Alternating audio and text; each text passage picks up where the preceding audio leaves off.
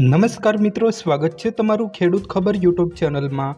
આ વિડીયોમાં આપણે આજના તાજા અને અગત્યના સમાચાર મેળવીશું। તો વિડીયોમાં આગળ વધીએ તે પહેલાં તમે અમારી ચેનલમાં નવા છો તો ચેનલને નીચે દર્શાવેલું લાલ કલરનું સબસ્ક્રાઇબ બટન દબાવી ચેનલને જરૂર સબસ્ક્રાઇબ કરી લેજો। તો ચાલો મિત્રો, આજના સૌપ્રથમ મુખ્ય સમાચાર જોઈએ। મોટો નિર્ણય, સ્કૂલમાં અપાતો નાસ્તો અને મધ્યાહન ભોજન રહેશે બંધ।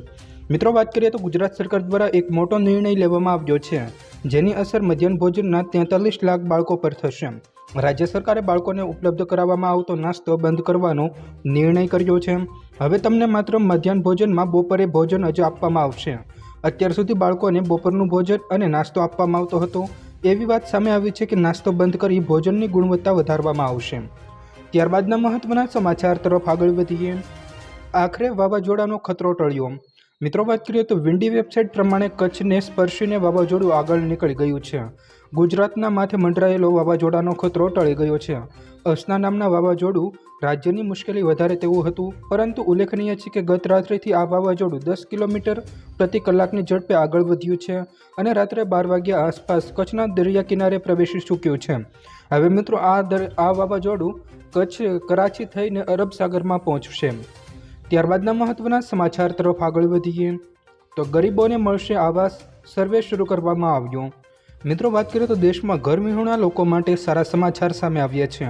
વર્ષ 2024-25થી વર્ષ 2028-29 દરમિયાન પ્રધાનમંત્રી આવાસ યોજના ગ્રામીણ યોજનામાં અમલીકરણ સંદર્ભે પંચાયત અને ગ્રામ વિકાસ દ્વારા તમામ જિલ્લા પંચાયતોના મુખ્ય કાર્યકારી અધિકારીઓને સર્વે કરવા સૂચના આપવામાં આવી છે। વિકાસ કમિશનરે તમામ સીઈઓને પીએમ આવાસ યોજના ગ્રામીણ પ્લસની યાદીનો સર્વે કરવા માટે દરેક જિલ્લા અને પંચાયતોમાં સર્વેયરોની નોંધણી કરવા માટે જણાવ્યું છે। આમ મિત્રો, વાત કરીએ તો હવે ગામડાઓમાં ગરીબ લોકોને મકાન બનાવવામાં આવશે। ત્યારબાદના મહત્વના સમાચાર તરફ આગળ વધીએ તો હવે લગ્ન માટે 18 નહીં પરંતુ 21 વર્ષની જરૂર, બિલ પસાર કરવામાં આવ્યું।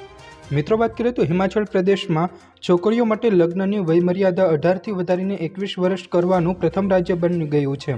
હિમાચલ પ્રદેશમાં હવે 21 વર્ષે જ લગ્ન કરવામાં આવશે। આ અંગેનું બિલ વિધાનસભામાં પસાર કરી દેવામાં આવ્યું છે। આ બિલને હવે રાજ્યપાલની મંજૂરી માટે મોકલાશે। લૈંગિક સમાનતા અને છોકરીઓ માટે ઉચ્ચ શિક્ષણ માટે આ બિલ મહત્વનું સાબિત થશે। હિમાચલ પ્રદેશથી સુખુ સરકારે આ મોટો નિર્ણય લીધો છે, એટલે કે હવે મિત્રો, દીકરીઓને લગ્ન માટે 18 વર્ષની નહીં પરંતુ 21 વર્ષની જરૂર પડશે। ત્યારબાદના મહત્વના સમાચાર તરફ આગળ વધીએ તો શાકભાજીના ભાવ આસમાને પહોંચ્યા। મિત્રો, વાત કરીએ તો ભારે વરસાદ બાદ શાકભાજીના ભાવ આસમાને પહોંચી ગયા છે। 30% વધારાથી ગૃહિણીઓનું બજેટ ખોરવાયું છે। માર્કેટમાં બટાકા 40થી 50 રૂપિયા કિલો મળી રહ્યા છે। કોથમીર 150થી 200 રૂપિયા કિલો મળી રહી છે। લીંબુ 80થી 100 રૂપિયા કિલો મળી રહ્યા છે। કોબી જે 40થી 50 રૂપિયા કિલો મળી રહી છે। મેથી 170 રૂપિયાથી લઈને 200 રૂપિયા સુધી મોંઘી થઈ ગઈ છે, જ્યારે પાલક 160 રૂપિયાથી લઈને 180 રૂપિયા કિલો અને ભીંડા 60 રૂપિયાથી લઈને 80 રૂપિયા કિલો મળી રહ્યા છે। આમ મિત્રો, વાત કરીએ તો લીલા શાકભાજીના ભાવમાં ધમધમ વધારો થયો છે, જેના કારણે સામાન્ય લોકોને મોંઘવારીનો મોટો માર પડ્યો છે। ત્યારબાદના મહત્વના સમાચાર તરફ આગળ વધીએ તો આરબીઆઈ દ્વારા યુસીઓ બેંક સામે કાર્યવાહી કરવામાં આવી। મિત્રો, વાત કરીએ તો આરબીઆઈએ યુસીઓ બેંક સામે મોટી કાર્યવાહી કરી છે।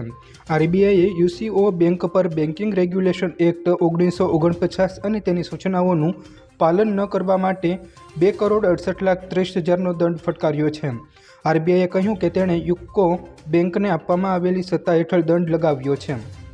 ત્યારબાદના મહત્વના સમાચાર તરફ આગળ વધીએ તો આ વખતે ચોમાસું મોડું વિદાય લેશે।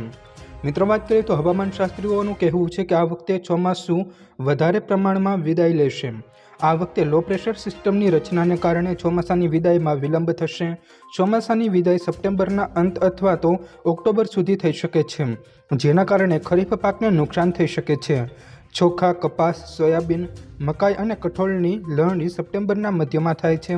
વરસાદને કારણે લણણીને અસર થશે, તેમજ જમીનમાં ભેજ હોવાથી રવિ પાકની વાવણી પણ સારી થશે। આમ મિત્રો, વાત કરીએ તો આ વખતે ચોમાસું મોડું વિદાય લેશે।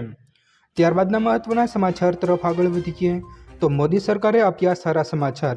મિત્રો, વાત કરીએ તો મોદી સરકાર દ્વારા નિવૃત્ત થતા કર્મચારીઓની સુવિધા માટે નવું પેન્શન અરજી ફોર્મ રજૂ કરવામાં આવ્યું છે। આ ફોર્મ કર્મચારીઓને મોટી સુવિધા આપશે। હવે આવા કર્મચારીઓને 9 અલગ અલગ ફોર્મ ભરવાની મુક્તિ મળશે। કેન્દ્રીય મંત્રી જીતેન્દ્ર સિંહે કહ્યું છે કે નિવૃત્ત થતા કર્મચારીઓને નિવૃત્તિના દિવસે જે તમામ બાકી ચૂકવણી અને પેન્શન ચૂકવણીના ઓર્ડર મળી જાય છે તે સુનિશ્ચિત કરવા માટે પ્રયાસો કરવામાં આવી રહ્યા છે। ત્યારબાદના મહત્વના સમાચાર તરફ આગળ વધીએ તો પૂરગ્રસ્ત માટે 15,000 જેટલી રાશન કીટ તૈયાર કરવામાં આવી। મિત્રો, વાત કરીએ તો ગુજરાતમાં છેલ્લા 4 દિવસથી ધોધમાર વરસાદને કારણે અનેક જિલ્લાઓમાં પૂરની સ્થિતિ જોવા મળી છે।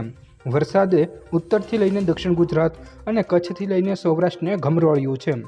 મિત્રો, પોશ એરિયા હોય છે કે પછી સૌરાષ્ટ્રનું નાનામાં નાનું ગામ હોય, બધું જ બોટમાં ફેરવાઈ ગયું છે। આ સ્થિતિમાં પૂરગ્રસ્ત લોકોની મદદે અનેક લોકો આવ્યા છે। ત્યારે અમદાવાદના ઘાટલોડિયા ભાજપ દ્વારા પૂરગ્રસ્તોની મદદ માટે રાશન કીટ તૈયાર કરવામાં આવી છે। ત્યારબાદના મહત્વના સમાચાર તરફ આગળ વધીએ તો અસના વાવાઝોડાને લઈને મોટી અપડેટ, વરસાદને લઈને સારા સમાચાર। મિત્રો, કચ્છ પરથી મોટી આફત ટળી ગઈ છે। કચ્છ નજીક સર્જાયેલું ડીપ ડિપ્રેશન ચક્રવાતમાં ફેરવાઈ ગયું છે અને તે કચ્છને સ્પર્શીને આગળ વધી ગયું છે। તે પાકિસ્તાનના કરાચીથી લઈને ઓમાન તરફ ફંટાશે। ચક્રવાત ગત રાતે ભુજથી 240 કિલોમીટર પશ્ચિમ તરફ આગળ વધ્યું હતું। હવે વરસાદનું જોર ઘટશે। સપ્ટેમ્બર મહિનામાં પહેલા 5 દિવસ સૌરાષ્ટ્રમાં અમુક અને દક્ષિણ ગુજરાતના અમુક જિલ્લામાં સામાન્યથી લઈને ભારે અથવા તો ભારેથી અતિભારે વરસાદ જોવા મળશે, પરંતુ હવે ચોમાસા દરમિયાન વરસાદમાં એકંદરે ઘટાડો થશે। મિત્રો, સપ્ટેમ્બર મહિનાના પહેલા 5 દિવસ દરમિયાન સામાન્ય વરસાદ પડશે।